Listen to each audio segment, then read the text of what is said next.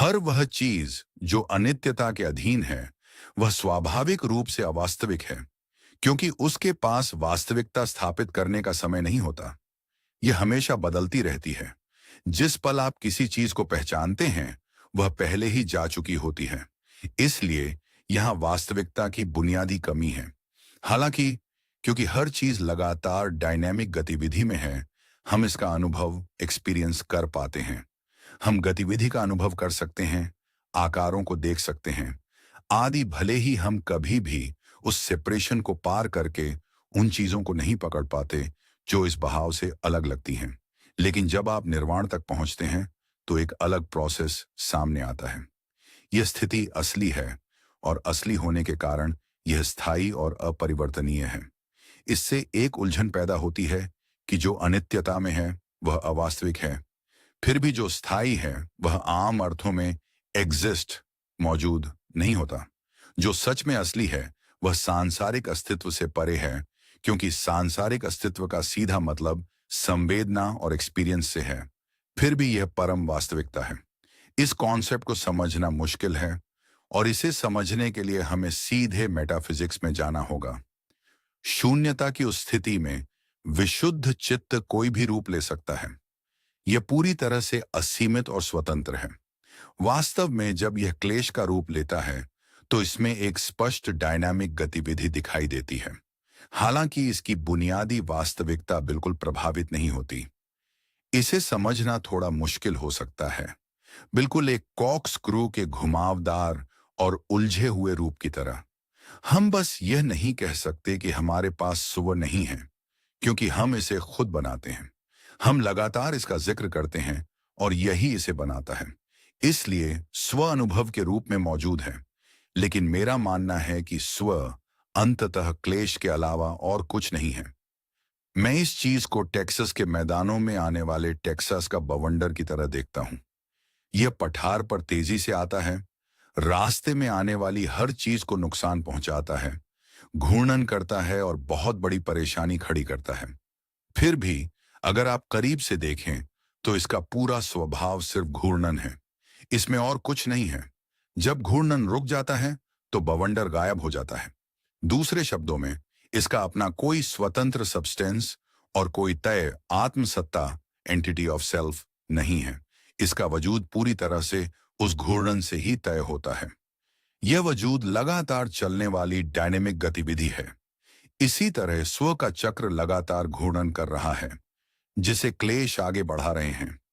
क्योंकि चित्त क्लेश को ताकत देता है, एक जड़ के रूप में काम करते हुए जो उन्हें एनर्जी देता है, यह हमेशा उनकी दिशा में ही जाता है, बिल्कुल उस बवंडर की तरह काम करते हुए। इसलिए हालांकि कोई पक्के तौर पर यह नहीं कह सकता कि स्व नहीं है, लेकिन निश्चित रूप से स्व की कोई स्थायी आत्मसत्ता नहीं है। ऐसा कोई पक्का स्व नहीं है जिसे आप अलग करके दिखा सकें और कह सकें, यह रहा। जागरूकता का काम स्व और शून्यता के साथ कैसे जुड़ता है? अक्सर जागरूकता बढ़ाने से स्व का एहसास भी बढ़ता हुआ लगता है। हालांकि विशुद्ध चित्त के मामले में जागरूकता का गुण एक्टिव रूप से मौजूद हो भी सकता है और न ही भी, क्योंकि अरहंत को अब इन चीजों की जरूरत नहीं होती। एक अरहंत को हमेशा स्मृति में रहने की जरूरत नहीं है, क्योंकि स्मृति माइंडफुलनेस ट्रेनिंग का एक टूल है। जैसा कि सुत्त में देखा जा सकता है, बुद्ध ने कहा, मैंने उसके सामने स्मृति स्थापित की। अगर वह हमेशा स्मृति में होता, तो इसे स्थापित करने की कोई जरूरत नहीं होती। इसका मतलब है कि वह हमेशा स्मृति में नहीं था, क्योंकि इसकी कोई जरूरत नहीं थी। अरहंत ने अपना काम पूरा कर लिया है, और इसलिए वह आराम कर सकता है। बुनियादी पवित्रता हमेशा मौजूद रहती है, हालांकि यह शुरुआती ट्रेनिंग के दौरान प्रैक्टिस करने वालों के लिए छिपी रहती है। निर्वाण का मूल स्वभाव शून्यता है। हालांकि सांसारिक चेतना से बंधे होने के कारण हम सीधे शून्यता को नहीं देख सकते। हम चीजों, भावनाओं और संवेदना पर अटके रहते हैं, और हर चीज को खुद से सेपरेशन की स्थिति में देखते हैं। इससे एक साफ द्वैत पैदा होता है, एक देखने वाला जो जानता है, और दूसरी चीज जिसे जाना या देखा जाता है। नतीजतन हम कभी भी चीजों के साथ सच में कांटेक्ट नहीं कर पाते। ये हमें उन चीजों के अभाव में छोड़ देता है जिन्हें हम कभी सच में पा नहीं सकते। उदाहरण के लिए, कोई मोटर कार चाहता है, उसे खरीदता है और कहता है, अब यह मेरे पास है। फिर भी असल में क्या बदला? गाड़ी तो वैसी ही है, सिर्फ खरीदार के दिमाग का फिक्स्ड आइडिया बदला है। इसे मेरा कहना सिर्फ बात करने का एक तरीका है, एक सोशल सोच। सच तो यह है कि किसी के पास असल में कोई पोजेशंस नहीं होते। मालिकाना हक सिर्फ दिमाग का एक आइडिया है। इस लॉजिक से मेरा अपने शरीर पर भी कोई अधिकार नहीं है। शरीर व्यक्ति का नहीं है, यह दुनिया से आता है, दुनिया ही इसे चलाती है और अंत में यह दुनिया में ही वापस चला जाता है। ये विचार कब या कैसे अकुशल बन जाते हैं? ऐसा तब होता है जब कोई स्व के बारे में अकुशल तरीके से सोचता है। उदाहरण के लिए, लोग अक्सर कहते हैं, मेरा कोई स्व नहीं है।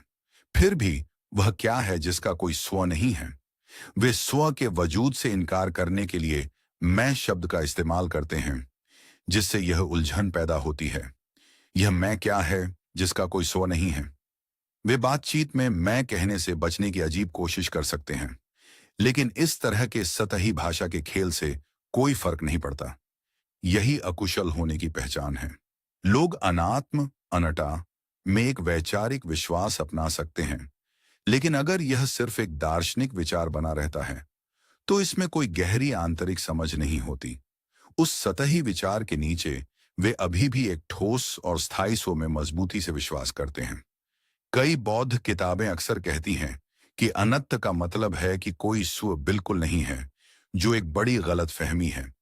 वास्तविकता यह है कि हालांकि कोई स्थायी स्व नहीं है और कोई तय आत्मसत्ता नहीं है जिसे हम स्व कह सकें, लेकिन इसका मतलब यह नहीं है कि लगातार बदलने वाली कोई चीज, फिनोमिनन नहीं है जो आमतौर पर स्व के रूप में काम करती है। इसलिए इस दुनिया और संसार का स्वभाव मूल रूप से खाली है, क्योंकि जिस भी चीज को हम ठोस मानते हैं वह संसार में फंसी हुई है, जो बुनियादी तौर पर द्वैत और सापेक्षता से जुड़ी है। इसलिए जहां कंसेप्चुअल सब्सटेंस का अभाव होता है, सांसारिक दृष्टिकोण उसे खाली कहता है। हालांकि यह शून्यता सिर्फ एक खालीपन नहीं है, यह एक गहरी वास्तविकता है। यह हमारे लिए ज्यादातर समझ से बाहर रहती है, क्योंकि हमारी समझ सापेक्षता पर टिकी है। हम हर चीज को अपने वजूद के रिलेटिव समझते हैं और इसी के इर्द गिर्द अपनी दुनिया बनाते हैं। जब हम इन रिलेटिव चीजों के जरिए परम वास्तविकता को समझने की कोशिश करते हैं, तो हम फेल हो जाते हैं। इसे दूसरे तरीके से समझने के लिए सोचें कि इंद्रियां कैसे काम करती हैं, खासकर देखना की प्रक्रिया। देखी गई चीज आंख पर असर डालती है, जो अंदर डेटा भेजकर एक इंटरनल इमेज बनाती है और हम असल में उसी को देखते हैं। अगर यह देखने के एक मामले में सच है, तो यह सब पर लागू होता है। हमारा पूरा देखने का अनुभव इंटरनल इमेज से बना है। यहां तक कि आंख में जाने वाली रोशनी भी बहुत छोटी और रेटिना पर उल्टी होती है। फिर भी हम बड़े बड़े पहाड़ और ऊंचे पेड़ देखते हैं। हम शायद ही कभी मानते हैं कि यह बड़ा नजारा इतने छोटे सेंसरी इनपुट से आता है। जो असल तस्वीर हम अनुभव करते हैं, वह मस्तिष्क द्वारा किए गए जटिल इमेज प्रोसेसिंग से गुजर चुकी होती है। इस प्रोसेसिंग के कारण हम जो देखते हैं वह बाहरी चीज की बिल्कुल कॉपी नहीं होता। हालांकि यह कैसे काम करता है, यह एक रहस्य है, लेकिन यह अंदरूनी प्रोसेसिंग पक्के तौर पर होती है। इसीलिए देखना पूरी तरह से एक अंदरूनी प्रक्रिया है। देखने की पूरी दुनिया हमारे अंदर मौजूद है और बाहरी दुनिया का असली रूप हमारे लिए अनजान ही रहता है। यही नियम सुनना पर भी लागू होता है। बाहरी आवाज सिर्फ हवा में चलने वाले वाइब्रेशंस हैं, जो फिर कोक्लिया में जाते हैं। वहां छोटे बाल ऑडिटरी नर्व्स को एक्टिवेट करते हैं, जो मस्तिष्क को सिग्नल भेजते हैं। एक रहस्यमयी प्रोसेसिंग के जरिए हम जटिल आवाजें सुनते हैं, जिसका मतलब है कि सुनने का पूरा अनुभव पूरी तरह से हमारे अंदर होता है, बाहर नहीं। यही बात अन्य इंद्रियां पर भी लागू होती है। सूंघना और चखना बाहरी केमिकल से शुरू होते हैं, लेकिन वे अंदर जाने पर ही गंध और स्वाद बनते हैं। महसूस करना भी ऐसे ही काम करता है। जो फिजिकल कांटेक्ट या तापमान के बदलने से पैदा होता है और हमारे नर्वस सिस्टम में संवेदना बन जाता है। इस शारीरिक अलगाव के कारण दुनिया को लेकर हमारी समझ बहुत सब्जेक्टिव होती है। ये पूरी तरह से एक पर्सनल व्यू है। हम दुनिया को सिर्फ अपने नजरिए से देख सकते हैं। यहां तक कि जब हम किसी और की जगह खुद को रखकर सोचने की कोशिश करते हैं, तब भी हम सिर्फ उस समय उनके नजरिए का अपना अंदरूनी अंदाजा ही लगा रहे होते हैं। इस तरह हम दुनिया को सिर्फ अपने नजरिए से और पूरी तरह से अपने अंदर के मेंटल थिएटर में देखते हैं। अगर इस तरह से देखें तो हमारी समझी हुई वास्तविकता बुनियादी तौर पर खाली है, जिसमें ऑब्जेक्टिव सब्सटेंस बहुत कम है। एक ऐसे व्यक्ति का उदाहरण लें जो दो दरवाजों वाला कमरा देख रहा है, जो एक बीच की दीवार में बने हैं। दोनों दरवाजे पूरी तरह से खुले हैं। देखने वाला अचानक देखता है कि एक भूत एक कमरे से सीधे ठोस दीवार के आर पार होकर दूसरे कमरे में चला जाता है।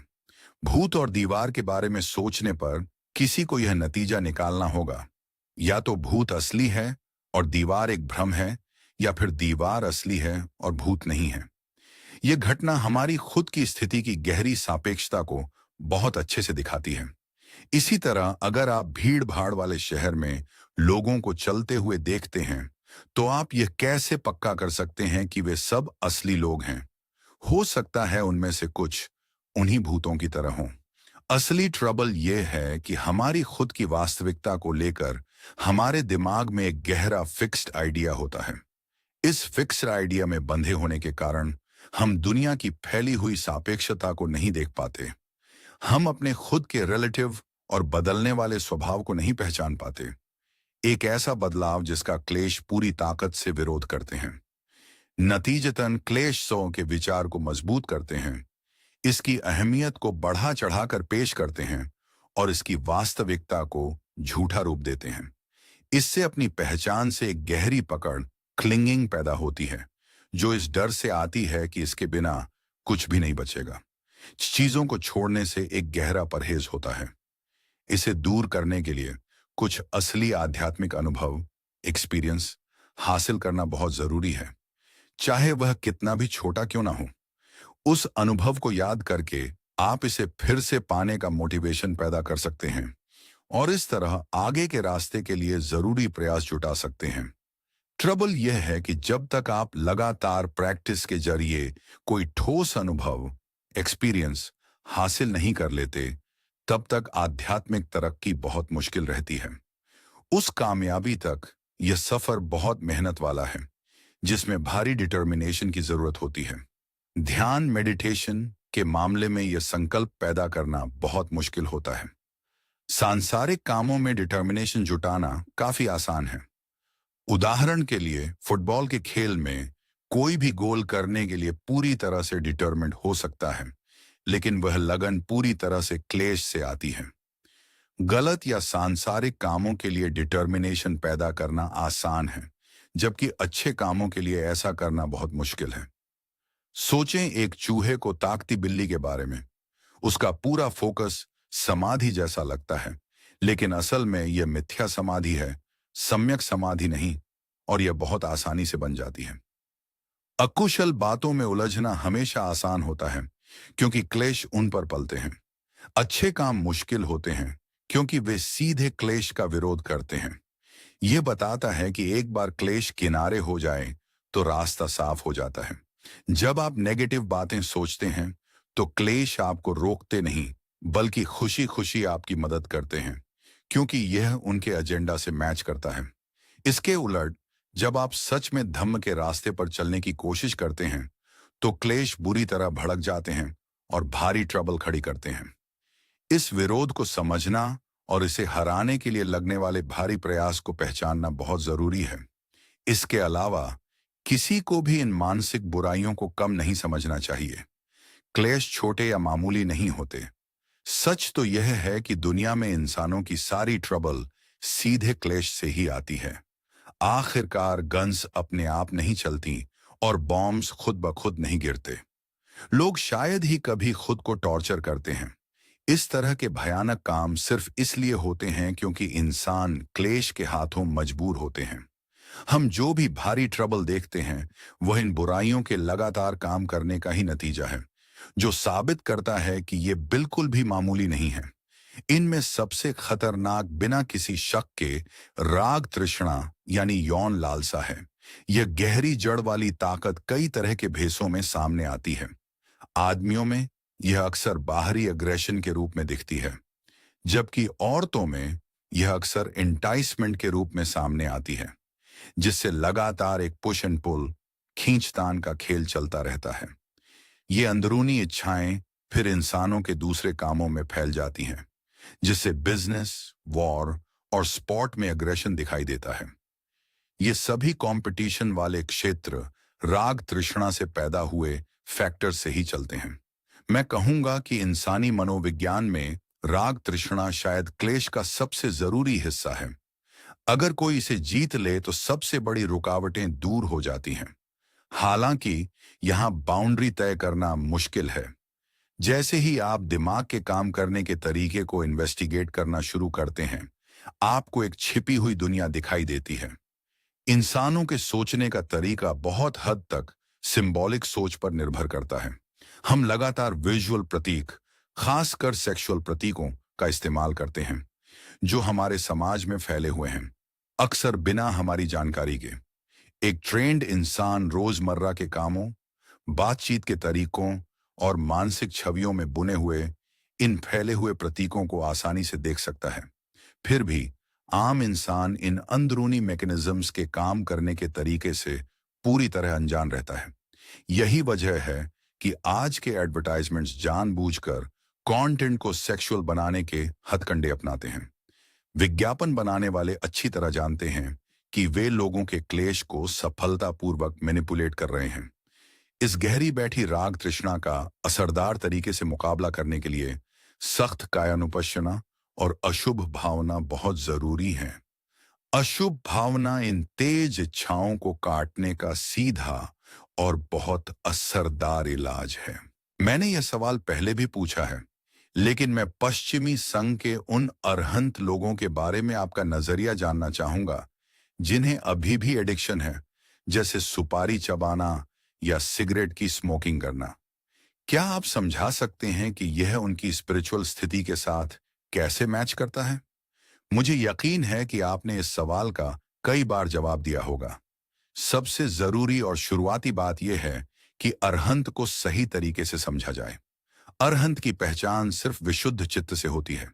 यह न तो फिजिकल शरीर है और न ही आम दिमाग। जो व्यक्ति इस स्थिति तक पहुंच गया है, उसके क्लेश हमेशा के लिए कट चुके हैं। इसलिए अगर उन्हें लगता है कि सुपारी चबाने से उनकी फिजिकल क्षमता तेज होती है, जिसका इस्तेमाल अक्सर धम्म पर बात करने से पहले दिमाग को क्लियर करने के लिए किया जाता है, तो इसमें कोई आध्यात्मिक गलती नहीं है। हालांकि मैं पर्सनली इससे बचता हूं, क्योंकि इसका मुंह पर बहुत खराब फिजिकल असर होता है, लेकिन टाना जान जैसे सम्मानित शिक्षक अक्सर इसका इस्तेमाल करते हैं, क्योंकि यह एक असरदार और प्रैक्टिकल स्टिमुलेंट का काम करता है। सबसे जरूरी बात यह है कि यह आदत तृष्णा से नहीं आती। ऐसी कोई रुकावट नहीं है जो किसी अरहंत को सांसारिक प्लेजर महसूस करने से रोके। कुछ सेंसरी कॉन्टेक्ट सुखद होते हैं, जबकि कुछ नहीं। अगर किसी आम आदत से थोड़ा प्लेजर मिलता है, तो उसमें कोई आध्यात्मिक नुकसान नहीं है। अरहंत ने अपना जरूरी काम पूरा कर लिया है और सभी बुराइयों को पूरी तरह से काट दिया है। ऐसी फिजिकल आदतों का चित्त पर जीरो असर होता है। ये सिर्फ बायोलॉजिकल शरीर और आम दिमाग पर काम करती हैं। चित्त पूरी तरह से पवित्र रहता है। सीधे शब्दों में कहें तो आजादी, लिबरेशन पा लेने के बाद अरहंत को किसी और ट्रेनिंग की जरूरत नहीं होती और उन छोटी आदतों को छोड़ने की भी कोई मजबूरी नहीं होती, जिन्हें आम समाज गलती से बहुत बुरा मानता है। जब यह सोचने की बात आती है कि क्या धम्म के एक नए टीचर के लिए ऐसी आदतें डालना सही रहेगा, तो मैं इसकी बिल्कुल सलाह नहीं दूंगा। मैं पहले स्मोकिंग करता था, लेकिन मैं इसे रिकमेंड नहीं कर सकता। मुख्य रूप से इसलिए क्योंकि फिजिकल शरीर पर इसके खतरनाक मेडिकल असर वेल डॉक्यूमेंटेड हैं और आजादी पाने के लिए एक प्रैक्टिशनर को लंबे समय तक अपने शरीर के सही ढंग से काम करने की जरूरत हो सकती है। स्मोकिंग के बारे में एक पुराने गुरु ने एक बार कहा था कि अगर आप पहले से ही स्मोक करते हैं तो यह कोई बहुत बड़ी बात नहीं है, लेकिन अगर आप इसे छोड़ने का संकल्प लेते हैं तो आपको इसे फिर से बिल्कुल शुरू नहीं करना चाहिए।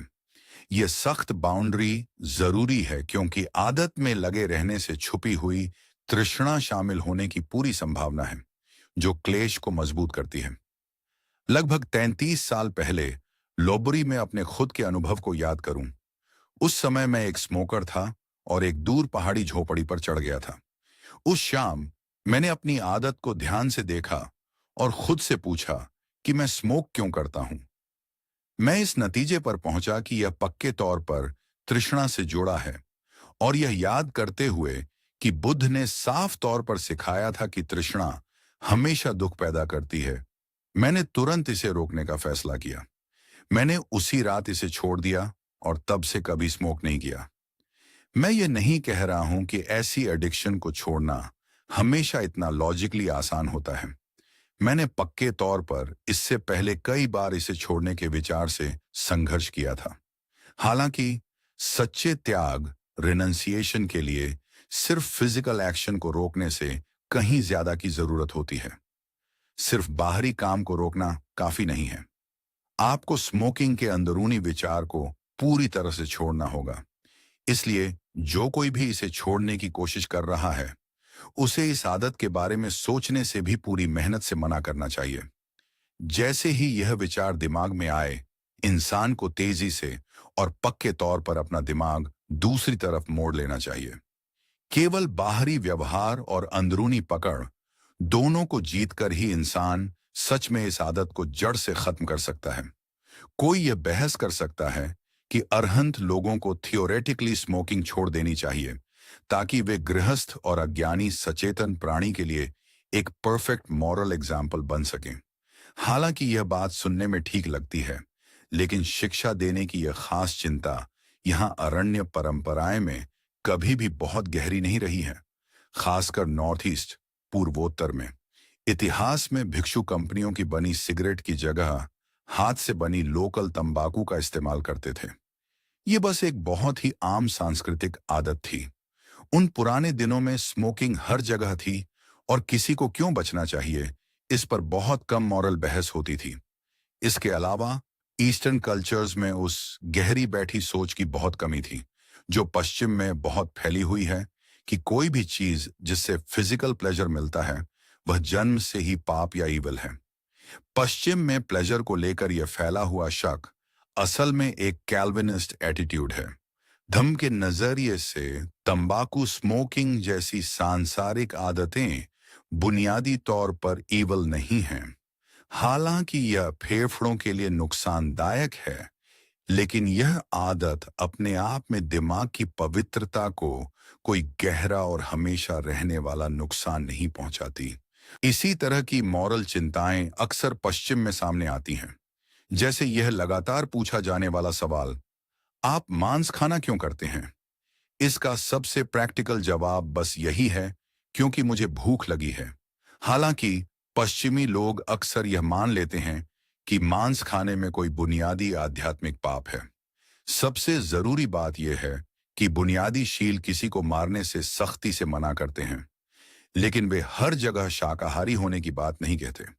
किसी जानवर को मारना और मांस खाना बुनियादी तौर पर दो अलग अलग काम हैं। मारने के काम के लिए एक बहुत ही खास आक्रामक संकल्प वोल्यूशन की जरूरत होती है, एक जानलेवा इरादा जिसे इंसान को एक्टिव रूप से जुटाना पड़ता है। जब कोई सिर्फ खाना खा रहा होता है तो वह हिंसक संकल्प पूरी तरह से गायब होता है। वह मांस अब कोई जिंदा जीव नहीं है। आलोचक अक्सर बहस करते हैं, लेकिन जानवर को खास तौर पर आपके लिए मारा गया था। भिक्षु नियमों के अनुसार अगर किसी भिक्षु को पता है या शक है कि किसी जानवर को खास तौर पर उसके खाने के लिए मारा गया है, तो उसे वह लेने से पूरी तरह मना किया गया है। हालांकि अगर मांस चुपचाप किसी पब्लिक बाजार से खरीदा गया है तो कोई भी अपनी व्यक्तिगत नैतिक जिम्मेदारी तय करने के लिए कार्य कारण की कड़ी को सख्ती से ट्रेस नहीं कर सकता। हालांकि बड़ी सांसारिक कार्य कारण प्रक्रियाएं काम कर रही हैं, लेकिन बाजार से खरीदा हुआ मांस खाने का काम खाने वाले के लिए कोई अकुशल कर्म पैदा नहीं करता। इसलिए मांस खाना जैसे मुद्दों पर विवाद ज्यादातर अभ्यास के असली मकसद से भटक जाते हैं। मेरा पहला सवाल अरण्य परंपराएं की मूल शिक्षाओं को आजकल के युवा भिक्षु की ब्रॉडर बौद्धिक जानकारी, इंटेलेक्चुअल एक्सपोजर के साथ बैलेंस करने को लेकर है। पश्चिमी संघ के सदस्यों के रूप में हम पश्चिमी दार्शनिक विचारों के साथ साथ अन्य बौद्ध परंपराओं की जानकारी लेकर आते हैं। बहुत सारा आध्यात्मिक साहित्य मौजूद है, जिसमें से काफी कुछ बहुत इंस्पायर करने वाला है और कुछ कॉन्सेप्ट के हिसाब से हमारी अपनी प्रैक्टिसेस जैसा ही लगता है। आप बाहरी शिक्षाओं के इस बड़े भंडार को, खासकर आधुनिक मनोवैज्ञानिक थेरेपीज और दूसरे बाहरी तरीकों को किस तरह से अप्रोच करने और अपनाने की सलाह देंगे? आमतौर पर मनोवैज्ञानिक थेरापीज और ऐसे ही तरीके धम्म को सही मायने में विकसित करने के लिए बहुत फायदेमंद नहीं होते। हालांकि कुछ प्रैक्टिशनर मसाज जैसी तकनीकें कैजुअली सीखते हैं, जिन्हें मुख्य लक्ष्यों से भटके बिना आसानी से सीखा जा सकता है। लेकिन फॉर्मल क्लिनिकल थेरेपी में बहुत गहराई तक जाने से आपके ध्यान, मेडिटेशन की प्रैक्टिस कमजोर होगी और यह बिल्कुल भी मददगार साबित नहीं होगा। दुनिया के दूसरे धर्मों की बातों को लेकर सबसे प्रैक्टिकल अप्रोच यही है कि आप बिना पक्षपात के परखें। बस ये देखें कि क्या वह शिक्षा परम सत्य, अल्टीमेट ट्रूथ से मेल खाती है। जहां यह सही है उसे अपना लें, जहां यह गलत है उसे छोड़ दें। उदाहरण के लिए आप फिलोकालिया जैसी किताबों में शुरुआती ईसाई साधुओं की बहुत इंस्पायर करने वाली कहानियां पढ़ सकते हैं, जो रशियन ऑर्थोडॉक्स चर्च से जुड़ी हैं। ये लोग कड़ी साधना करने के लिए जंगलों में चले गए थे और बहुत गुणवान इंसान थे। हालांकि उनकी आध्यात्मिक मंजिल, अटेनमेंट की सही स्थिति साफ नहीं है, लेकिन उनके तपस्या के तरीके बहुत काबिले तारीफ थे। उन्होंने जंगल की कठिनाइयों को पूरी तरह अपना लिया था। आमतौर पर एक अकेला साधु अपनी कुटिया बनाता था और धीरे धीरे लोग उसके पास आते थे, जब तक कि उसके चारों ओर एक बड़ी मॉनेस्ट्री न बन जाए। अंत में उस टीचर को अकेलेपन को बचाने के लिए जंगल में और भी गहराई में जाना पड़ता था। उस संस्था से एस्केप करना पड़ता था जिसे उसने खुद शुरू किया था। इसीलिए ईसाई धर्म और इसके अलग अलग चर्चों में कुछ बहुत ही कीमती शिक्षाएं मौजूद हैं। मैं यह नहीं कह रहा हूं कि उनके सिद्धांत पूरी तरह से फ्लॉलेस हैं, लेकिन उनका एक बड़ा हिस्सा व्यावहारिक रूप से सही है और उनकी मिसालों से सीखने में बिल्कुल कोई बुराई नहीं है। उनमें से कई पुराने ईसाई साधुओं में जबरदस्त जील और सच्ची आध्यात्मिक एनर्जी थी। यह हैरान करने वाली बात है कि उन्होंने इतनी कठोर तपस्या कैसे की और कीलों की शैया पर लेटने जैसे एक्सट्रीम अभ्यास किए, खासकर जोश से भरे हुए युवा साधकों में। जहां तक माध्यमक या विज्ञानवाद जैसी दार्शनिक प्रणालियों की बात है, मुझे उनके मूल सिद्धांतों में कुछ खास गलत नहीं लगता। सच तो यह है कि दोनों प्रणालियों के बुनियादी उसूल पूरी तरह से थेरवाद में भी मौजूद हैं। बस थेरवाद उन्हें उसी एनालिटिकल नजरिए से पेश नहीं करता। मैं उनके खास तरीकों को लेकर काफी ओपन माइंड रखता हूं। हालांकि मैं पूरे भरोसे के साथ उनके अल्टीमेट असर की गारंटी नहीं दे सकता, लेकिन उनकी बुनियादी शिक्षाएं काफी मजबूत हैं। हालांकि जब बोधिसत्व के आदर्श कॉन्सेप्ट को परखने की बात आती है, तो मैं इससे बिल्कुल सहमत नहीं हूं। इसमें एक बहुत बड़ी लॉजिकल गलती है। क्या यह सच में समझदारी या फायदे की बात है कि सिर्फ एक टीचर के रूप में अगले जन्म लेने के लिए स्वयं को रिस्ट्रिक्ट करना, जानबूझकर निर्वाण को टालना? इसके अलावा संसार में वापस लौटने के लिए कौन सी चीज मजबूर करती है? परिभाषा के मुताबिक पुनर्जन्म पूरी तरह से क्लेश के कारण होता है। इसलिए यह कसम खाने का मतलब ही यह है कि एक प्रैक्टिशनर को अपना भविष्य पक्का करने के लिए क्लेश को जानबूझकर पालना और बढ़ाना होगा। सख्त धम्म के नजरिए से जानबूझकर बुराइयों को पालना आजादी के रास्ते के बिल्कुल खिलाफ है, जो इस कॉन्सेप्ट को पूरी तरह से गलत बना देता है। पक्के तौर पर इसमें बहुत कम शक है कि इतिहास के कई जेन मास्टर्स पूरी तरह से ज्ञानी अटेंड थे। जहां तक आज के समय की बात है, इसका अंदाजा लगाना बहुत मुश्किल है। एक बहुत मशहूर मास्टर सुइजुदेन थे। वे अपने जीवन काल में बहुत काबिले तारीफ थे, हालांकि कुछ समय पहले उनका निधन हो गया। मैंने कोरिया में भी एक पहुंचे हुए भिक्षु के होने की बातें सुनी हैं। जापान में अभी भी कुछ बहुत सख्त जेन मोनेस्ट्री मौजूद हैं, हालांकि वे अब बहुत कम हैं और आज के समय में उनके शिक्षकों की काबिलियत को परखना मुश्किल है। इसके अलावा ये पारंपरिक जापानी संस्थाएं बहुत रिजर्व्ड, इंसुलर होती हैं और आमतौर पर विदेशी लोगों का स्वागत नहीं करती।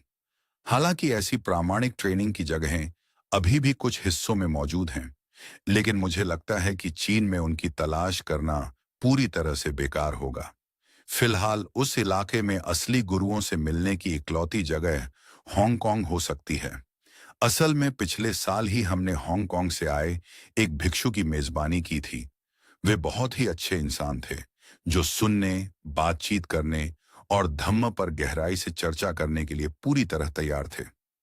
महायान परंपरा से जुड़े होने के बावजूद उनकी प्रैक्टिस का लेवल बहुत बढ़िया था, जो यह दिखाता है कि सच्ची साधना आसानी से संप्रदाय की हदों को पार कर जाती है। इस कसम के बारे में कि जब तक सभी सचेतन प्राणी ज्ञान हासिल नहीं कर लेते, तब तक लगातार पुनर्जन्म सहते रहना, इसमें एक बहुत बड़ी दार्शनिक खामी है। सच्चा ज्ञान बोधि हासिल करने पर इंसान को यह समझ आ जाता है कि वह जिन सचेतन प्राणी से मिलता है, वे सिर्फ उसके अपने दिमाग की उपज हैं। इसलिए खुद का ज्ञान बोधि हासिल करके आप एक ही समय में अपनी दुनिया के सभी जीवों को आजाद कर देते हैं। इतिहास को देखें तो ऐसा लगता है कि यह सिद्धांत इसलिए सामने आया क्योंकि महायान परंपरा ने सन्यासी संघ की तुलना में गृहस्थ लोगों को ज्यादा जगह देने की कोशिश की, जिससे एक ऐसी थियोलॉजी बनी जो सख्त सन्यास की बजाय सांसारिक जुड़ाव की ओर ज्यादा झुकी हुई थी। अंत में सबसे लॉजिकल और सीधा तरीका यही मानना है, मैं क्लेश से पीड़ित हूं, ये क्लेश सारी ट्रबल की जड़ हैं और मेरा तुरंत का काम इन्हें खत्म करना है। भविष्य के पुनर्जन्म की बड़ी बड़ी कसमों को लेकर परेशान होने का क्या फायदा, जब आप वर्तमान में बुराइयों से घिरे हुए हैं। एक बार जब आप क्लेश को सफलतापूर्वक खत्म कर लेते हैं, तो आप एकदम क्लियर नजरिए की स्थिति में पहुंच जाएंगे। पूरी आजादी पा लेने के बाद आप आसानी से सही काम जान जाएंगे। अगर कोई सच्ची आध्यात्मिक जिम्मेदारी बाकी होगी, तो आप उसे पहचान लेंगे और उसे पूरी परफेक्शन के साथ निभाएंगे। तब तक सबसे बड़ा और इकलौता काम उन क्लेश को पूरी तरह से नष्ट करना है, क्योंकि यही पूरे रास्ते का सबसे असली मकसद है। मैंने खुद महायान परंपरा में प्रैक्टिस की है और मैंने अक्सर बोधिसत्व की कसम का एक अलग ही मतलब निकाला है। यह इस बात पर जोर देता है कि निर्वाण इसी जीवन में सीधे तौर पर पाया जा सकता है और अपनी खुद की अटेनमेंट पक्की करना ही असल में अन्य सचेतन प्राणी की मदद करने का सबसे पावरफुल तरीका है। इस नजरिए से देखें तो यह कसम आपको बार बार पुनर्जन्म लेने की कल्पना करने के लिए मजबूर नहीं करती, बल्कि इसी जीवन में जागने के सबसे सीधे और तेज रास्ते की बात करती है। हाँ, इस तरीके से रास्ते पर चलना पूरी तरह से वैलिड है। महायान में आम तौर पर माना जाने वाला तरीका यही है कि आप जहां तक हो सके अपनी रियलाइजेशन को बढ़ाएं और रास्ते में दूसरों को सिखाने, टीच करने और ऊपर उठाने के लिए थोड़ा रुकें। यह तरीका पूरी तरह से सही है, बशर्ते प्रैक्टिशनर को अपनी हकीकत पता हो। इंसान को विनम्रता से यह मानना होगा कि सिखाने, टीच करने की क्षमता हर किसी में नहीं होती। कुछ लोगों में बस सिखाने का हुनर नहीं होता और जबरदस्ती यह रोल निभाना बेकार है। हमारी पहली जिम्मेदारी यह है कि दूसरों को रास्ता दिखाने से पहले हम अपनी उन क्षमताओं का पूरा इस्तेमाल करें जो सच में हमारे पास हैं। आपका तरीका पूरी तरह से उभरने वाले क्लेश के खास स्वभाव पर निर्भर करता है। बुराइयां अनगिनत रूपों में सामने आती हैं और बहुत ही बारीकी से काम करती हैं। जो हमेशा आपकी चूक का इंतजार करती हैं ताकि आप पर हमला कर सकें। इसमें कोई शक नहीं है कि क्लेश को हराने के लिए सबसे जरूरी चीज स्मृति, माइंडफुलनेस है। लगातार स्मृति बनाए रखना आपके पास मौजूद सबसे मजबूत हथियार है। जैसे जैसे आप मजबूती से स्मृति विकसित करते हैं, ये एक लगातार जलने वाली स्पॉटलाइट की तरह काम करती है, जो क्लेश के उभरने की कोशिश करते ही उन पर रोशनी डाल देती है। उन्हें सामने रखकर आप अपना बचाव चौकन्ना रखते हैं, जिससे आपके दिमाग पर उनकी पकड़ बनाने की क्षमता बहुत कम हो जाती है। यहाँ एक बहुत ही जरूरी प्रैक्टिकल बात यह समझनी है कि क्लेश को सफलतापूर्वक नष्ट करने के लिए इंसान को सीधा तृष्णा यानी जड़ वाली क्रेविंग्स पर वार करना चाहिए। ये क्रेविंग्स और लॉन्गिंग जो एक ही तरह काम करती है, अंतहीन ट्रबल की जड़ है। अगर आप उस क्रेविंग को सफलतापूर्वक काट देते हैं, तो उससे पैदा होने वाली आसक्ति अपने आप खत्म हो जाएगी। हालांकि आसक्ति को सीधे तौर पर तोड़ने की कोशिश करना एक टैक्टिकल गलती है। सिर्फ विल पावर या कोरी डिटर्मिनेशन से इसे जीतने की कोशिश हमेशा फेल होती है। आसक्ति को तोड़ने का इकलौता टिकाऊ तरीका इसके पीछे के कारण को खत्म करना है, जो कि सिर्फ तृष्णा है।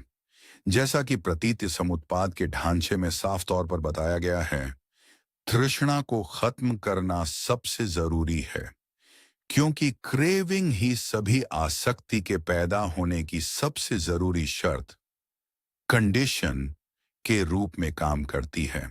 अगर आप सफलतापूर्वक तृष्णा को खत्म कर देते हैं, तो आसक्ति के पैदा होने की बनावट ही टूट जाती है। इस क्रेविंग को सिस्टम से काटने के लिए आपको संवेदना पर कड़ी नजर रखनी होगी, क्योंकि संवेदना ही वह सीधा कारण है जो तृष्णा को ट्रिगर करती है। यह इंटरसेक्शन सबसे जरूरी है। यह ठीक संवेदना और क्रेविंग के बीच का पॉइंट है, जहां आप सफलतापूर्वक एक बैरियर लगा सकते हैं। यह समझना बहुत जरूरी है कि संवेदना सिर्फ एक पैसिव एहसास है।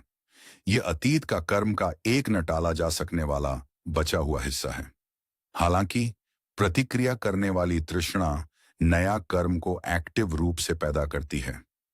अगर एक प्रैक्टिशनर कुशलता से प्रतिक्रिया से मुंह मोड़ सकता है और उस नया कर्म के पैदा होने को प्रभावी ढंग से रोक सकता है, तो कुल कर्मों का बोझ धीरे धीरे हल्का हो जाता है। हालांकि प्रतीत समुत्पाद का सैद्धांतिक फॉर्मूला इस कार्य कारण की कड़ी को बहुत अच्छे से बताता है, लेकिन यह इसे रोकने का प्रैक्टिकल तरीका साफ तौर पर नहीं बताता। असल में ध्यान, मेडिटेशन के जरिए इसका हल निकालने के लिए आपको उस शुरुआती संवेदना को ठीक ठीक पकड़ना होगा, उसे बहुत ध्यान से देखना होगा और यह ऑब्जर्व करना होगा कि कैसे यह खतरनाक तरीके से तृष्णा को भड़काने की धमकी देती है। इस मैकेनिज्म को समझाने के लिए मान लें कि आप कुछ बुरा देखते या सुनते हैं और तुरंत एक नेगेटिव संवेदना उठती है। हम आदत से इस शुरुआती फिजिकल एहसास को घृणा का नाम दे देते हैं, लेकिन सही मायने में देखें तो इस कच्चे एहसास में कोई पैदाइशी द्वेष नहीं होता। यह संवेदना सिर्फ तभी एक्टिव घृणा में बदलती है जब विचारों का फैलना शुरू होता है। जब हम लगातार सोचना, बाहरी ट्रिगर को क्रिटिसाइज करना और ब्लेम करना शुरू कर देते हैं। असली ट्रबल पूरी तरह से इस बात की सोच से ही पैदा होती है। यह शुरुआती कच्ची भावना सिर्फ एक बुरा फिजिकल एहसास है, जो आम तौर पर सोलर प्लेक्सस के पास शरीर में महसूस होता है। खुद को यह ट्रेनिंग देना बहुत जरूरी है कि आप तुरंत अपना ध्यान अंदर की तरफ मोड़ें और सीधे उस कच्चे एहसास को देखें। अगर आप अपनी जागरूकता को उस पर लॉक कर देते हैं और उस एनर्जी को बाहर निकलने और जहरीले विचारों में बदलने से रोकते हैं, तो आप प्रभावी रूप से उसे डिफीट कर रहे हैं।